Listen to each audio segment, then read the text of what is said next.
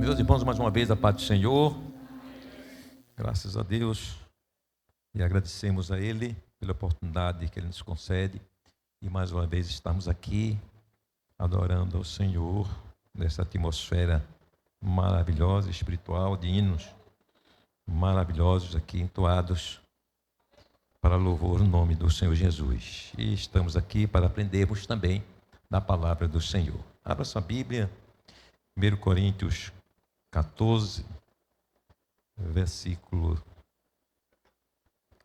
26, e depois vamos para Atos 2, 42 em seguida. 1 Coríntios 14, 26.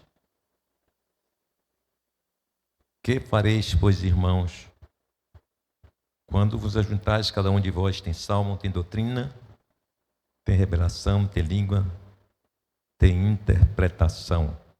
Faça-se tudo para a edificação. Vamos para Atos, capítulo 2,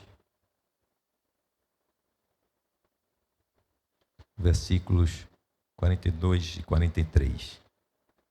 E perseveravam na doutrina dos apóstolos, na comunhão, e no partir do pão e nas orações. Em cada alma havia temor, e muitas maravilhas e sinais se faziam pelos apóstolos. Amém.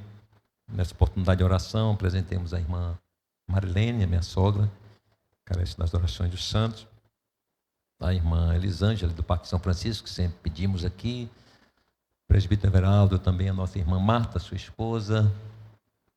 Também o nosso irmão A.C.B. Reis, a irmã Neuza. E quem mais? Vão lembrando aí.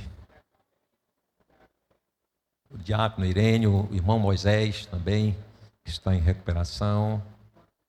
Irmã Antônia da Praça Kennedy. E também apresentemos a irmã Nelma e algumas irmãs que foram estar ali em Serrinha, ministrando. A irmã Nelma está ali. O irmão Epifânio também acompanha, com sua esposa Evangelita, a irmã Dácia e parece uma Aparecida. Essas irmãs acompanharam a irmã Nelma. Esteja orando para que Jesus possa trazê-lo de volta. Amém? Pastor Wilson, esteja orando, apresentando. Quem mais necessita das orações? Eu e minha casa.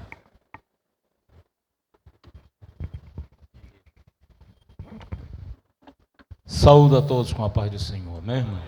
Oremos ao Senhor nosso Deus, soberano e eterno, maravilhoso Pai da glória. Nesse momento, nós queremos externar a nossa alegria, Senhor, de entrarmos no Teu santuário, para bendizer o Teu nome, ou para louvar o Teu nome na beleza da Tua santidade. Pai, queremos Te apresentar todos os pedidos que aqui foram citados, Deus. Visita, Senhor, os Teus filhos, as Tuas filhas. Ó Deus, trazendo a saúde, meu Deus, também amparando aqueles que estão em viagem. Pai querido, toma a irmã Nelma nas tuas mãos e aquela equipe, guarda e traz em paz, em nome de Jesus. Toma o teu filho também que está aqui à frente desta obra. Fala conosco através da tua palavra, Deus. Nós te pedimos e já te agradecemos agora e sempre. Amém. Glória a Deus. Meus irmãos, ainda dentro do tema que estamos tratando já há algumas semanas, e ainda não sentindo que era hora de parar o assunto, isso por entender da grande necessidade que estamos atravessando nesses dias, de sermos cheios do Espírito Santo, de termos sinais do poder de Deus manifestados na igreja, para que o Evangelho ele seja evidenciado como o Evangelho de Jesus, o Evangelho que salva, que liberta, mas o Evangelho também que cura, o Evangelho também que tem profecia, que tem línguas estranhas, que tem revelação. Glória a Deus. E a gente sente falta, né? E a gente tem percebido, por conta dessa falta, muitas coisas têm surgido, né? Agora tem um tal do Miguelzinho. Pronto, Miguel é a bola da vez. E aquilo mostra, expressa justamente a ausência, a escassez da manifestação verdadeira do Espírito Santo. E começa a surgir essas figuras, né? Para confundir a igreja e confundir também as pessoas sobre o poder de Deus. E a igreja tem que ter discernimento, irmãos, para compreender essas coisas, não se escandalizar, mas também não acatar, não aceitar e criar alguma dúvida. Será que é Deus mesmo? E a gente percebe claramente que aquilo é realmente algo influenciado pelos pais, ou pelo pai, né, que não é crente, mas pela mãe, ou pelo seu pastor. E essa criança está sendo enganada. Isso significa que o quanto estamos necessitados, né, do verdadeiro derramado do Espírito Santo, porque isso só traz escândalo, isso só traz zombaria de muitos, né? Aquela imitação de línguas que ele faz, eu vi ontem, um rapaz no vídeo repetindo, fazendo chacota. E isso é ruim. E isso acaba tirando, né? Ou seja, maculando a essência espiritual e do Pentecoste, do movimento pentecostal, inclusive que a Assembleia de Deus, ela não só prega, mas como ela vive. Amém? E vemos falando aqui já esses dias, justamente no intuito de não só buscarmos, estarmos nesta preocupação e vamos mais nesse desafio de sermos cheios do Espírito Santo, mas também no sentido de que saibamos usar os dons espirituais, aquilo que Deus nos dá do seu poder, da virtude do Espírito Santo. Observa-se, inclusive, no dia de Pentecostes, que os irmãos não sabiam como viria o Espírito Santo e como chegaria a sua virtude. Mas a gente observa que, ainda que tanto no desconhecimento, né, vamos dizer, doutrinário, vamos dizer assim, que eles não tinham ainda, mas eles se comportaram de certa forma, né, muito bem. Porque o que causou aquelas pessoas que acorreram, foram ao cenáculo, foram pelo barulho. E o que viram lá foram sinais do povo falando em outras línguas. Mas não viu outra coisa senão aquilo que representava a pureza do poder do Espírito Santo estava sendo derramado sobre a igreja. Então ninguém saiu dele escandalizado. Ao contrário, muitos se converteram a Jesus, e tanto que depois da pregação de Paulo ou de Pedro não perdeu a oportunidade, pregou o Evangelho, e a Bíblia diz que quase 3.000 almas aceitaram a Jesus como Salvador. Glória a Deus. Então hoje nós vamos falar também algo importante aqui, irmãos. Porque sabemos, no primeiro texto que nós lemos, o culto a Deus, o culto ele tem que ser pentecostal, não é? O culto tem que ter salmos, cânticos, não é? Tem que ter palavra, tem que ter doutrina, tem que ter línguas estranhas, e se Deus usar alguém, tem profecia. Tudo isso faz parte do culto pentecostal, do culto, não é? Dos apóstolos, da igreja primitiva, que é a igreja modelo para esses dias também. E a gente sabe dessa necessidade, a gente tem que viver isso, mas é necessário que entendamos que o mover do Espírito Santo, ele tem que ser autêntico, não só no sentido dos dons em si, mas também a autenticidade da nossa vida espiritual, da nossa vida com Deus. E a gente sabe que muito bem que a igreja ela nasceu dentro de um clima e de um ambiente, né, de manifestação do poder do Senhor, do sobrenatural, manifestado ali com som, como de um vento, veemente e impetuoso, as línguas repartidas como de fogo, a glossolalia, né, o falar em outras línguas, em línguas de outras nações, que não é chamam por aí a psicopatologia. Alguns céticos, chamam que o falar de línguas nosso é a psicopatologia, ou seja, distúrbios de linguagem observado em certos doentes mentais que querem inventar uma linguagem nova. Nós falamos a língua inspirada pelo Espírito Santo. Não é um desvio mental, um desequilíbrio emocional, não. Nós falamos impulsionados pelo Espírito Santo. Glórias ao nome do Senhor Jesus. Mas é preciso observar, irmãos, que nós, a igreja, ela precisa ser cheia do Espírito Santo, ela tem que ser espiritual. E ela tem duas cidadanias. A cidadania celestial, ela é corpo de Cristo, o corpo misto de Cristo, ela é organismo vivo. Mas também ela tem a sua cidadania terrena, ela é uma organização que tem endereço, normas, regras, ela tem estatuto, tem regimento, ela tem uma administração eclesiástica, ela tem uma diretoria, ela tem pastores, tem evangelistas, tem presbíteros, tem professores de escola dominical. Ela é uma organização que tem departamentos, ela também segue o ditames da lei. A igreja, ela é também organização.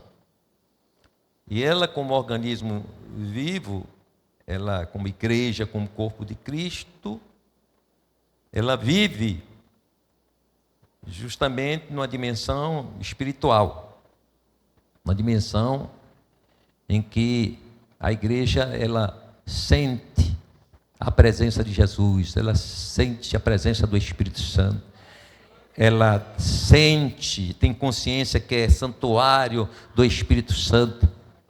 Isso faz parte justamente dessa questão celestial, divina, espiritual, que é a igreja. E o mundo, ela nunca vai conseguir entender-nos. O mundo jamais, na sua visão humana, vai conseguir compreender o porquê da igreja entender e se considerar como corpo de Cristo, como podemos dizer assim, uma instituição divina, celestial, embora formada por pessoas falhas. Mas o mundo entende isso, mas só os espirituais, e Paulo fala isso em 1 Coríntios, no capítulo 2, verso 14 a 16, ele disse: o homem natural não compreende as coisas do Espírito de Deus, porque lhe parecem loucura, e não pode entendê-las, porque elas se discernem espiritualmente. Mas o que é espiritual, que é o caso da igreja, dos crentes, discerne bem tudo, e ele de ninguém é discernido. Porque quem conheceu a mente do Senhor para que possa instruí-lo? Mas nós temos a mente de Cristo. Então a igreja, ela tem essa compreensão. Ela sabe que ela tem sua cidadania celestial, ela é corpo de Cristo, ela é a noiva do Cordeiro, glória a Deus. Ele é o povo de Deus, ele é o sacerdócio real, a nação santa, o povo adquirido, mas só tem essa compreensão, o salvo, aquele que tem o Espírito Santo. E nós temos que entender que há uma correlação entre a nossa cidadania celestial e a terrena. Há uma correlação e não pode deixar de existir isso.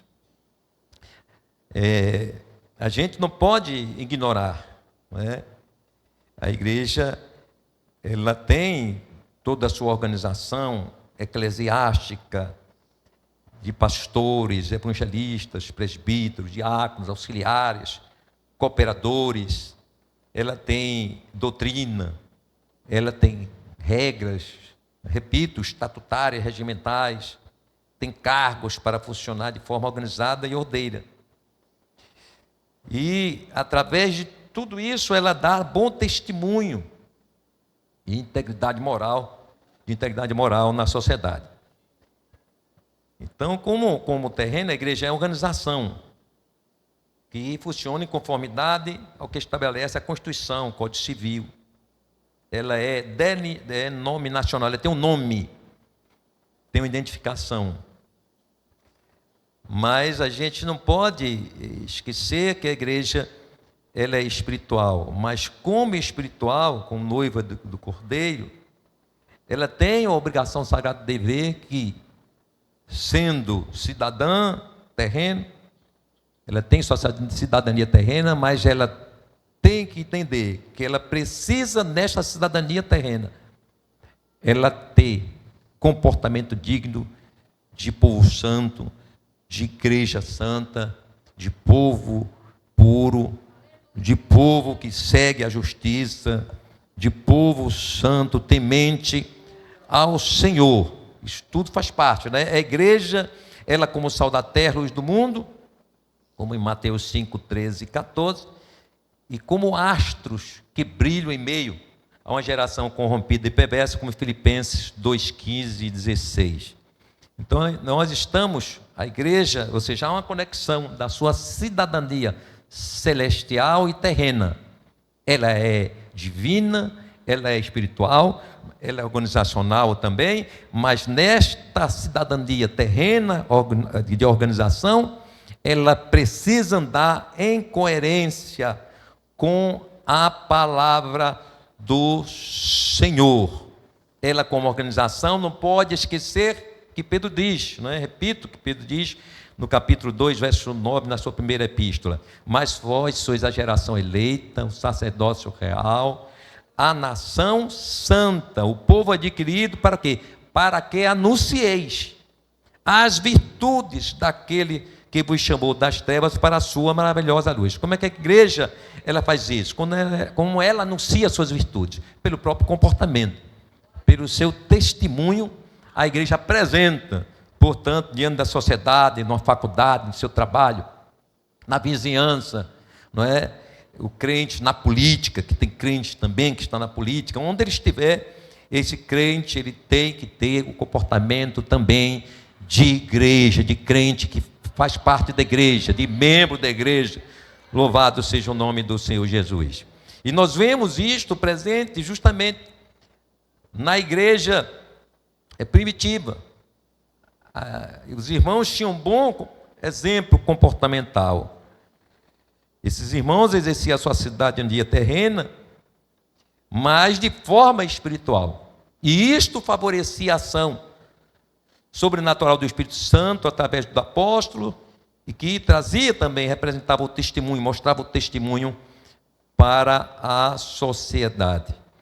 Então, todo este comportamento também, isso é interessante, dos irmãos, o comportamento bíblico exemplar em meio à sociedade, era interessante porque os irmãos eles estavam revestidos, não é, pelo temor do Senhor. Eles conviviam na sociedade, mantinham temor ao Senhor, e eles faziam com que a ação sobrenatural do poder do Espírito Santo mantivesse na igreja. Então, o testemunho da igreja, a verdade da igreja, a seriedade da igreja, a integridade espiritual dos crentes, fazia com que os sinais continuassem da igreja. Os sinais, as maravilhas, o poder de Deus, eles eram contínuos na igreja. Isso porque havia autenticidade no professar da fé daqueles irmãos, ou seja, eles confessavam, eles professavam a fé de modo autêntico. Não era um disfarce, não era uma máscara, mas aqueles irmãos, eles tinham vida mesmo de profissão de fé autêntica. E isto fazia, irmãos, toda a diferença para que os sinais, para que o poder do Espírito Santo permanecesse constantemente na igreja, não se ausentasse da igreja. Ou seja, o comportamento cristão, moral, também espiritual dos crentes fazia com que criava um ambiente favorável para que o Espírito Santo continuasse a manifestar o seu poder, a sua glória no meio da igreja e por meio da igreja. Então nós observamos claramente, por esse texto da palavra do Senhor, de que a igreja do Senhor Jesus, ela permanecia de forma sincera diante da sociedade. E esta posição sincera dos irmãos na sociedade fazia com que, a sociedade enxergasse na igreja o verdadeiro exemplo cristão, e eles pudessem entender que havia algo diferente na vida daquele povo. Então eles se comportavam de maneira verdadeira. Então havia este bom exemplo da igreja primitiva, dos irmãos, fazia com que também os apóstolos eles estivessem bem à vontade para fazer a obra do Senhor. Quando os crentes, irmãos, eles andam e têm uma vida de integridade sincera, testemunhando, facilita a pregação do Evangelho. Não é? É bom a gente estar na praça e falar do Evangelho e sentir-se leve em pregar o Evangelho, porque se vive esse Evangelho e tem conhecimento de que os irmãos, que aqueles irmãos que compõem aquela igreja que ele está ali representando, que ele está pregando, eles são realmente pessoas sinceras, pessoas que dão testemunho. Isso dá tranquilidade. Então os apóstolos, eles tinham essa tranquilidade de não só ministrar, mas também de poderem pregar o Evangelho, não só ministrar na igreja, porque coisa boa é você estar no ambiente favorável, que você sente o fluir do Espírito Santo. Você está pregando, mas você está sentindo ali, está se envolvido pelo mesmo sentimento espiritual que a igreja tem. Isso favorece a ação do Espírito Santo, isso favorece o batismo com o Espírito Santo, isso favorece a manifestação dos dons espirituais da igreja, quando se tem um ambiente favorável. Glória a Deus pela vida de integridade da igreja ou dos crentes. Glória a Deus. Então havia essa autenticidade. E quando não havia essa autenticidade, essa verdade da fé dos irmãos, havia também uma intervenção divina. E nós vemos ali no início da igreja, a intervenção divina de alguém que não estava vivendo a verdade na sua profissão de fé. Repito, falamos aqui na quinta-feira passada. Ananias e Safira pagaram preço caro pela mentira. Eles não estavam sendo sinceros, mas eram crentes. Eles não estavam sendo justos, mas fazia parte, eram membros da igreja. Então olha aqui como é a situação. Eu estou trazendo esse assunto assim, irmãos, parece que a gente está fora do tema. Não, estou falando aqui porque eu vou entrar no assunto de que tem que haver também uma correlação do manifestar do Espírito Santo, do poder do Espírito Santo na igreja com a vida dos crentes. Tem que ter uma correlação. E vocês vão entender daqui a pouco por quê. Então, o enchimento com o poder do Espírito Santo, ele trouxe resultados positivos à vida comportamental dos crentes da igreja primitiva. Então, aqueles crentes estavam no auge do poder do Espírito Santo, mas também a vida deles também estava no auge da moral, do bom exemplo na sociedade. Glórias ao nome do Senhor Jesus. Os irmãos receberam um revestimento de uma vida autenticamente cristã. Aqueles irmãos tinham uma boa fama na sociedade. Eles tinham uma boa fama. E a gente observa isso no próprio texto que nós lemos, no versículo 42 e 47, falando que em toda a alma havia temor e muitas maravilhas e sinais fazia pelos apóstolos. Mas quando ele vai lá para o final do texto, diz assim: e perseverando unânimes todos os dias no templo E partindo o pão em casa, comiam juntos com alegria e singeleza de coração, louvando a Deus e caindo na graça de todo o povo. Boa fama. Então os crentes, eles eram crentes. Eles tinham testemunho. E hoje, hein? No meio de tantos falsos movimentos pentecostais. E a vida dos crentes, como é que estão? Como está? Como é que está a vida? Como é que está a minha vida, a sua vida, a nossa vida? Diante de Deus e diante da sociedade. Observe, vá captando que Deus está querendo falar conosco aqui esta noite. Glória a Deus, nós estamos diante de uma realidade de escarnecimento e rejeição da sociedade.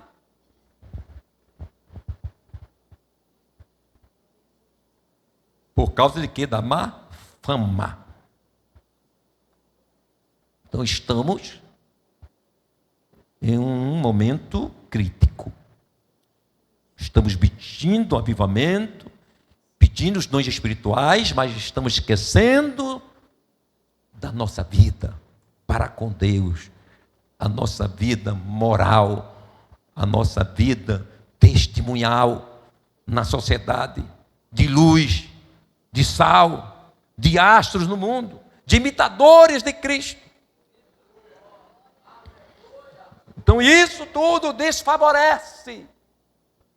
Não se cria um ambiente favorável para a ação do Espírito Santo na igreja. E por isso aí, cadê as almas? Que são poucas almas. E a gente se alegra, claro, o céu também se alegra com a alma que aceita Jesus. É ao menos um tirado do inferno. Mas quando a gente olha para Pedro, no Pentecoste, por 2 vezes, a primeira vez, quase 3.000, a segunda vez, 5.000 pessoas. E qual é a cruzada nesse tempo aí, que salva 500 pessoas? Vida. A vida da igreja faz toda a diferença. Então o Espírito Santo, ele não vai sentir-se à vontade em um ambiente desfavorável. É preciso a gente entender isto, colocarmos na nossa mente, no nosso coração, na nossa alma. É preciso dar bom testemunho, é preciso ser crente de verdade, para que o Espírito Santo, ele possa agir por meio da igreja, dentro da igreja e fora da igreja, usando a igreja. Glórias ao nome do Senhor Jesus. Aleluia. O operar do Espírito Santo era evidenciado de forma abundante na igreja. Pela razão dos irmãos observarem a doutrina dos apóstolos, o viver da comunhão e unidade, dentro e fora do templo. Os irmãos também estavam ali, não é? Alimentados pela oração. A igreja estava realmente num clima de plenitude espiritual real. Tinha doutrina na igreja, tinha unidade na igreja, tinha comunhão. A igreja estava no mesmo propósito. Vamos construir? Vamos, todo mundo. E hoje, hein? Faz uma campanha, misericórdia, Jesus. Eita, meu pai, lá vem. Jesus chega aqui. Meu Deus, é tanto dinheiro que essa igreja cobra. Falta da comunhão, do Espírito Santo, da unidade promovida pelo Espírito Santo na igreja. Glória a Deus. Mas nós observamos que Deus, ele está falando com a igreja nesses dias. E é preciso a gente entender que precisamos voltar, irmãos, a valorizar a doutrina da igreja, ao estudo da palavra do Senhor. Precisamos vivenciar a verdadeira comunhão e unidade. Precisamos voltar à oração. Porque tudo isso gera também um temor. E o temor, ele gera também o milagre, os sinais. Glórias ao nome do Senhor Jesus. Glórias ao nome do Senhor Jesus. Aleluia. Então, se os sinais de poder do Espírito Santo não estiverem em harmonia com a vida cristã, compromissada com Deus, as línguas estranhas, as profecias, os demais dons do Espírito Santo, perde a sua serventia e objetividade divina. Porque tudo isso, ele repercute no nome, na exaltação do nome de Jesus. Tudo na vida da igreja. Então, se a igreja não anda unida, se não há união, se não há comunhão real, também o nome de Jesus, ele é zombado, escarnecido. E a gente vê essa realidade desta desarmonia, desta desunião que está presente não só em nosso meio, mas repercute inclusive na internet. É a igreja contra a igreja, é os crentes contra crentes, é os crentes escandalizando a si mesmos, é os crentes jogando uns contra os outros, é os crentes. Nós estamos no ápice dos escândalos.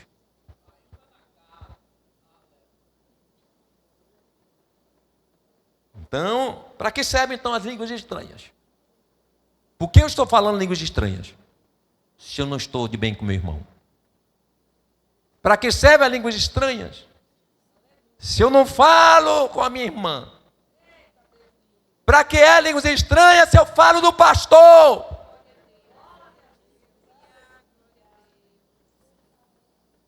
Para que é que vale as línguas estranhas se eu falo do ministério da igreja? Imagine onde nós estamos caminhando. E queremos que Deus derrama, Senhor, e pede. E a gente está comprometido.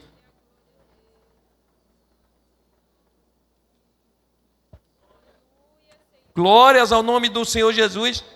Não se machuque com essas palavras. Mas a necessidade que nós temos é o lavar de roupa suja.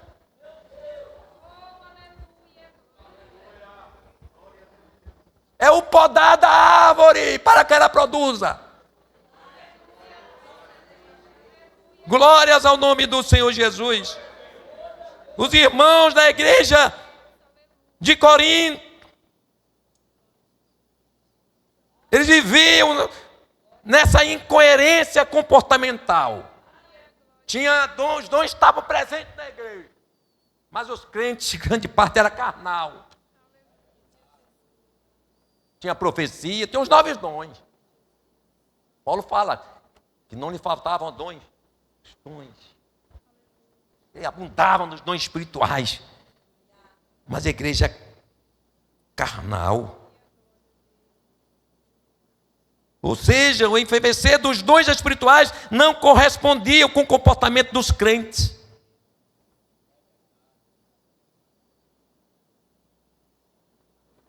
E é interessante que na carta que nós estamos lendo, na primeira carta aos Coríntios, os capítulos 12 e 14, que nós falamos diretamente dos dons espirituais, mas interessante, ele vai no capítulo 12, aí ele salta, porque ele chega ali, ele dá uma vírgula, ele fala, vou falar do amor aqui no meio.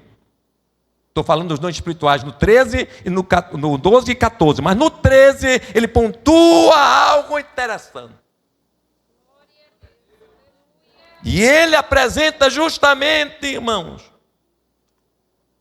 a incoerência dos dons, enquanto aquela igreja faltava o principal, aquilo que vai permanecer, aquilo que é superior aos dons espirituais, que é o amor. Ele pontua isso. Está mostrando justamente a incoerência. E que não pode haver incoerência. E ele diz assim, ainda, capítulo 13, versículo 1 e 2, ainda que eu falasse as línguas de quê? E dos, e não tivesse o quê? Seria como metal que soa, como sino que só barulho.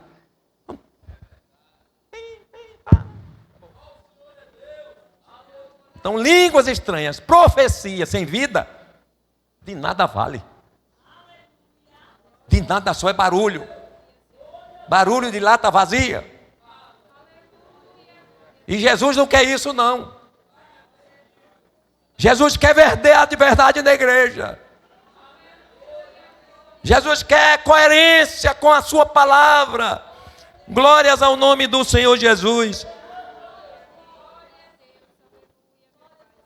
Na verdade, o que Paulo traz aqui numa abrangência maior desse texto é que o mover pentecostal, sem o frutificar espiritual, moral, não passa de barulho.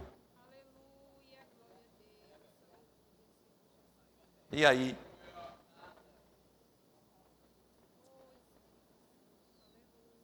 E Paulo via a igreja de Corinto lá, olha, vocês estão aí, faz esse barulho todo. Paulo teve até que disciplinar o uso dos dons espirituais, que era aquele negócio. Eita. Aí Paulo joga um balde de água gelada. No capítulo 3, versículo de 1 a 3.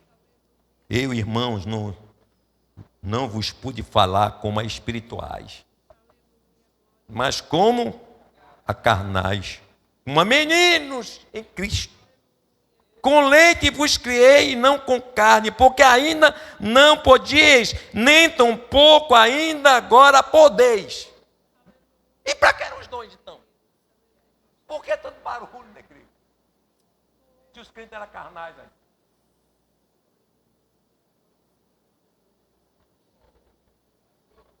Porque ainda sois carnais, pois havendo entre vós inveja, olha aí, inveja, hein?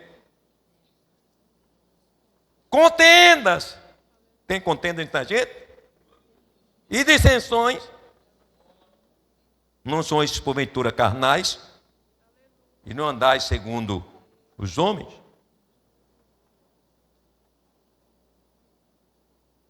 Observando, irmãos, a sequência dos capítulos, a partir do capítulo 4 de 1 Coríntios, até chegar ao capítulo 11, a gente observa o seguinte: no capítulo 4, os crentes se tornaram murmuradores. E cheio dos dons lá, mas cheio de crente murmurador. Alguns tornando-se soberbos. E tinham esquecido dos ensinos de Paulo, sendo necessário enviar Timóteo para relembrar aos irmãos os seus ensinos. O texto fala lá isso, lembrar. No capítulo 5, os anciãos da igreja se calavam diante do grave pecado de um crente estar possuindo a mulher do próprio pai. Igreja cheia, os dons estavam lá. Para quê? Não havia correlação, pastor Wilson, da espiritualidade da igreja, do mover do Espírito Santo, com a vida testemunhal dos crentes. No capítulo 6, os irmãos estão em litígio uns com os outros, indo à justiça para resolverem as suas indiferenças com a mediação dos ímpios. E igrejas cheias de dom. E os crentes brigando na justiça.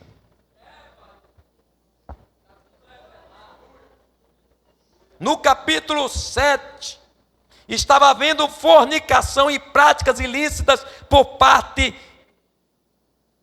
de casais, dos casais, por se privarem do relacionamento íntimo conjugal.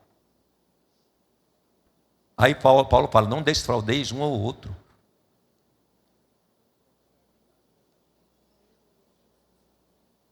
Fiquem sem ter relacionamento íntimo conjugal, só quando em comum acordo, quando por santificação, vai consagrar, vai jejuar. Ou seja, estava havendo até esse desequilíbrio dentro da vida conjugal, e cheio do dom do Espírito Santo.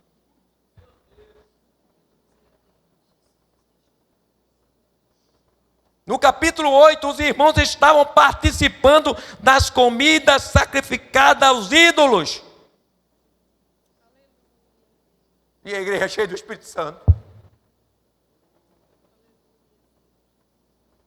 No capítulo 9, os irmãos estavam murmurando contra o sustento financeiro dos obreiros e de conduzirem suas esposas consigo nas viagens.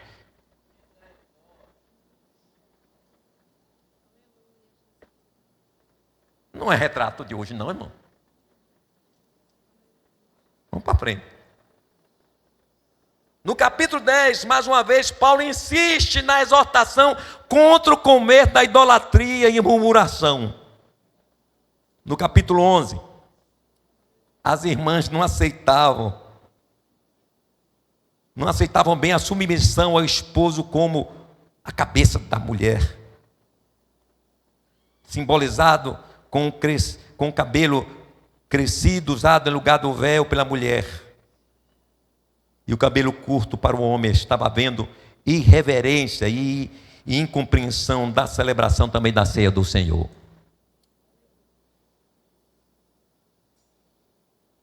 Observem a condição que estava a igreja de Corinto. Não obstante os dons espirituais fluírem naquela igreja. Então não havia correlação. Isso é grave.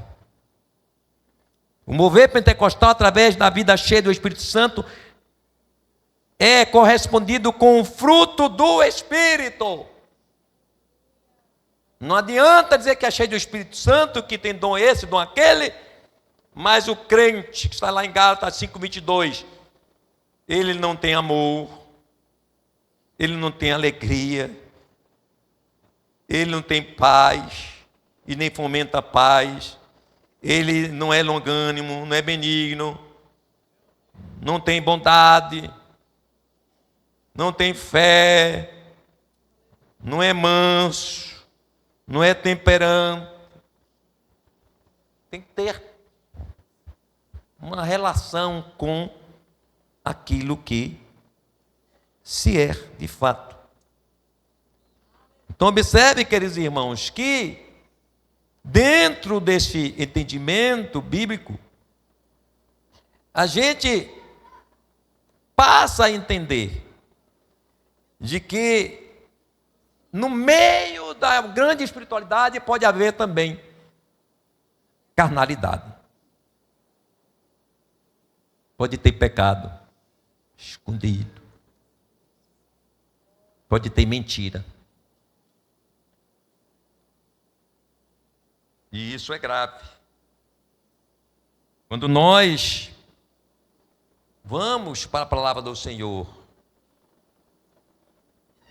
e observamos aquilo que Deus estabeleceu para a igreja, a gente,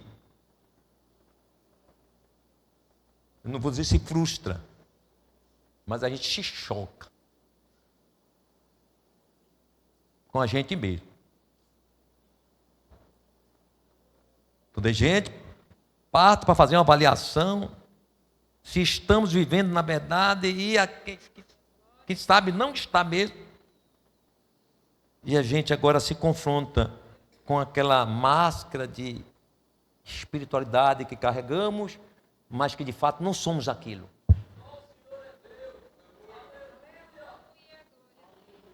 A igreja primitiva, os crentes eram verdadeiros. Eles não negavam a fé. Eles submeteram aos sofrimentos, a tantas coisas. A gente vê a história da igreja, a gente vai ver o Império Romano, a perversidade com os irmãos. Se eles fossem verdadeiros, irmãos, eles negavam Jesus e não tinham morrido, devorados com suas crianças, seus filhos, pelas feras lá servindo de espetáculo. Porque eles viviam a verdade.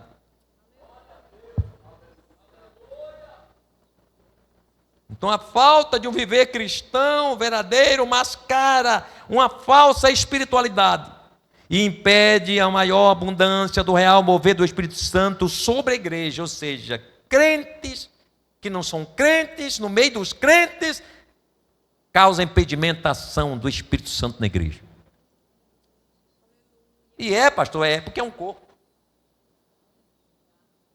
Se um dedo se machuca, é o corpo. Daqui a pouco começa a latejar ali, aquela informaçãozinha, imagina uma topada, quem tomou uma topada?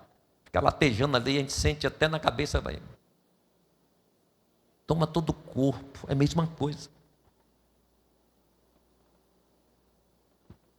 A comunhão vivenciada pelos irmãos da igreja primitiva era sincera. Não havia espaço para hipocrisia, para falsidade. E a gente vê pelo texto de versículo 44, do capítulo 2 de Atos, e todos que criam estavam juntos, e tinham tudo em comum, estavam juntos, unidade, tinham tudo em comum, comunhão verdadeira, dons espirituais sem unidade, e verdade no relacionamento de irmãos é questionável. Aí eu vou dizer algo aqui que inquieta pastores, obreiros de forma geral. A gente que tem essa responsabilidade sobre a igreja, de ensinar, de orientar, é a gente ter a consciência que existem irmãos que escondem a mentira dos seus relacionamentos fraternais. Infelizmente, até no convívio ministerial, há obreiros, cooperadores, que carregam dois tipos de personalidade. Quando está perto do pastor, é uma coisa. Quando está ausente do pastor nas costas, é outra coisa. Perto, elogia, abraça e diz que é um vaso. Nas costas, contra a pessoa, não gosto dele, rejeito e tudo mais. Isso é grave. Isso também nos relacionamentos. Abraça a irmã, ô vaso. Quando a irmã vira as costas, ô maldição. Mas é verdade, isso acontece. E como é que a gente quer, irmãos, que o Espírito Santo ele venha agir de maneira poderosa na igreja? Não há espaço para isso. Glórias ao nome do Senhor Jesus. Jesus exortou em Mateus 5:37 a sermos verdadeiros. Seja, porém, o vosso falar sim, sim, não, não, porque o que passa disto é de procedência do mal. E tem versão que diz do maligno. Presente é sim, quando ouvir as costas não. Meu Deus. E isso é grave, não vamos chegar aqui. É muito grave. Paulo exorta que a vida de mentira é prova que não se nasceu de novo. Efésios 4, 22 e 25.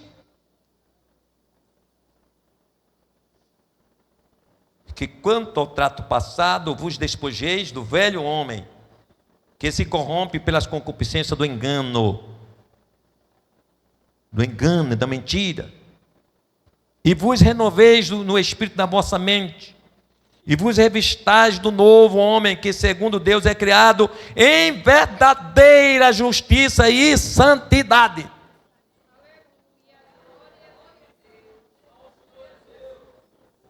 Por isso deixai a mentira, e falai a verdade cada um com o seu próximo, porque somos membros uns dos.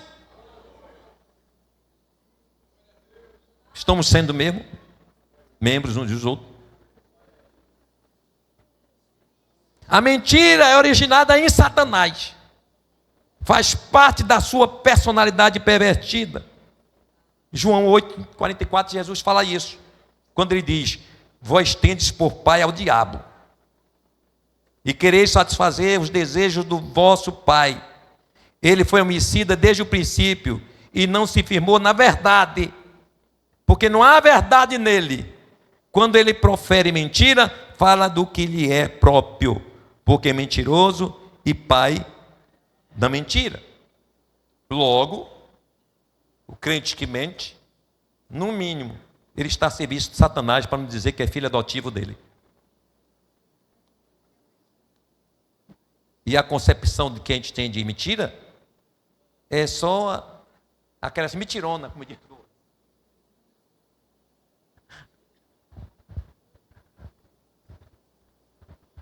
Mas falar para seu irmão é mentira. Falar pelas costas do seu irmão é mentira. Dizer uma coisa na presença e nas costas é outra é mentira. E a Bíblia diz que isso vem do diabo. E agora? Como é que a gente quer o derramar do Espírito Santo se reina mentira em nossos comportamentos? É mentira quando, até em casa, às vezes, você está em casa e alguém bate na porta, diga aí que eu não estou não. E se Jesus chega ali na hora? Se morre naquela hora? A Bíblia diz que não entra mentiroso. A gente vai ler nesse instante aqui. No céu.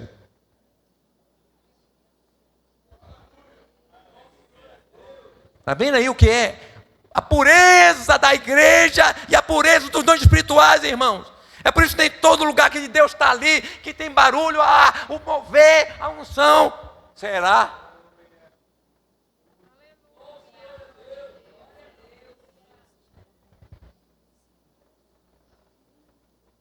Deus odeia os mentirosos. Provérbios 12, 22. O Senhor odeia os lábios mentirosos, mas se deleita com os que falam a verdade.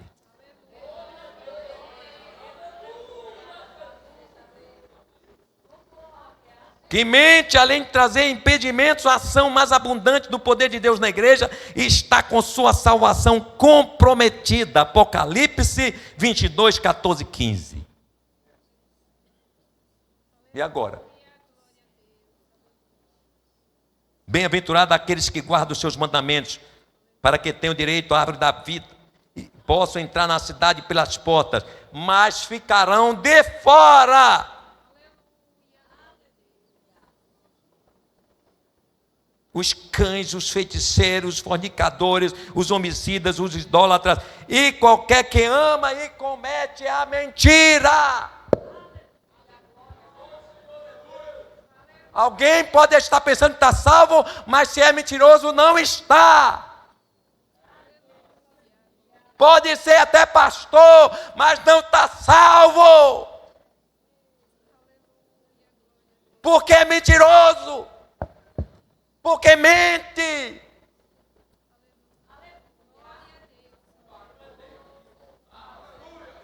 Nós estamos buscando os dons do Espírito Santo, o poder do Espírito Santo, mas o Senhor tem que varrer, limpar o que precisa ser limpo.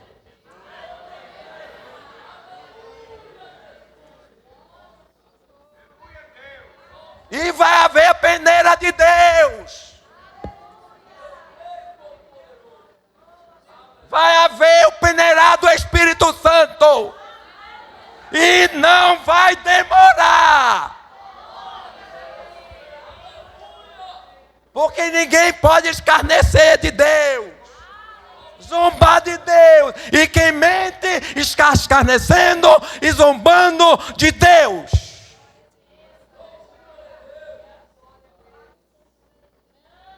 A gente quer cura na igreja, quer milagres da igreja, mas não se liberta da mentira.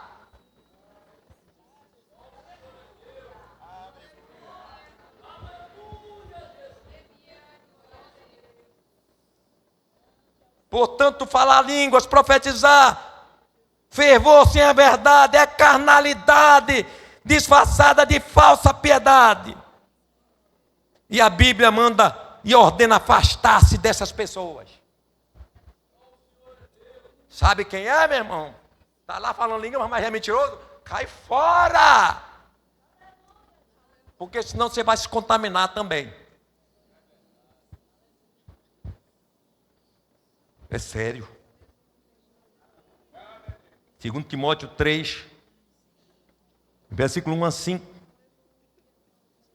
Sabe, porém, isto, que nos últimos dias sobrevirão tempos trabalhosos, porque haverá homens amantes de si mesmos, avarentos, presunçosos, soberbos, blasfemos, desobedientes a pais e mães, ingratos, profanos, sem afeto natural, irreconciliável, caluniadores, intemperantes, cruéis, sem amor para com os bons, traidores, aqui é mentirosos no relacionamento, no jeito de se comportar, na sua conduta, obstinados, orgulhosos, mais amigos dos eleitos do que amigos de Deus, tendo aparência de piedade, mas negando a eficácia dela.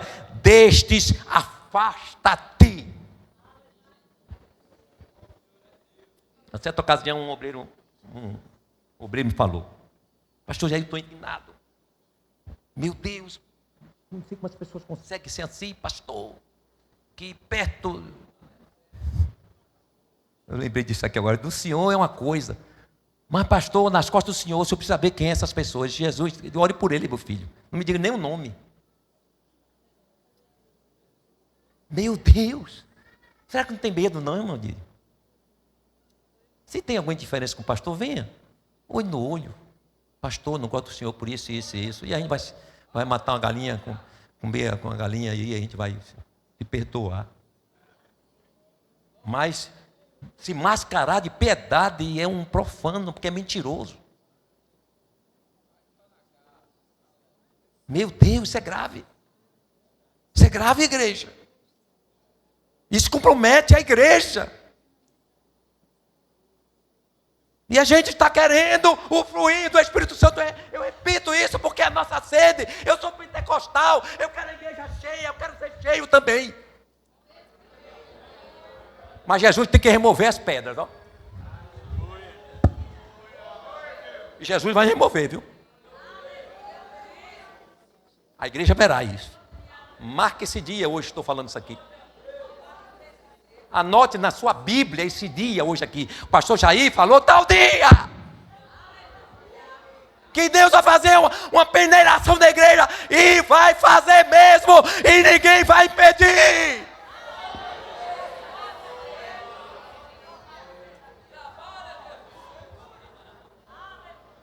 Aleluia.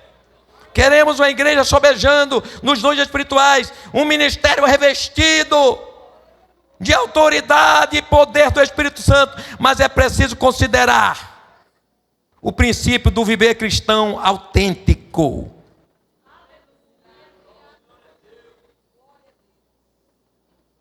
E eu estou encerrando. Filipenses 2, versículo 1 e 2. Ele diz, portanto, se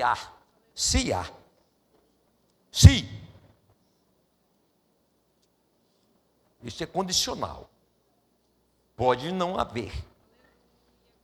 Pode não estar havendo.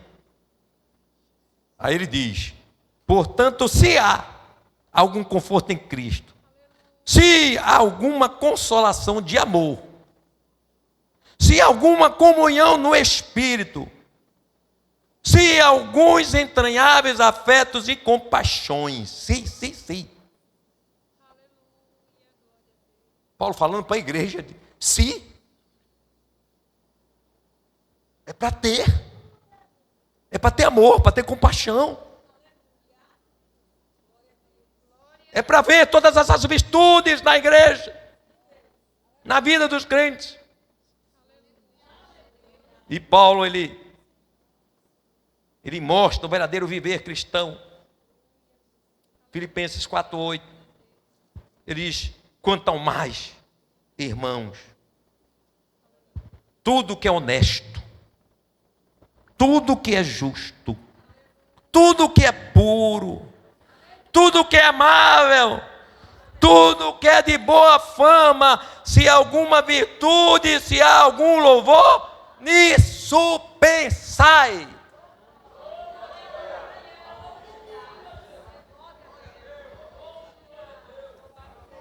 E eu encerro aqui essa ministração, irmão.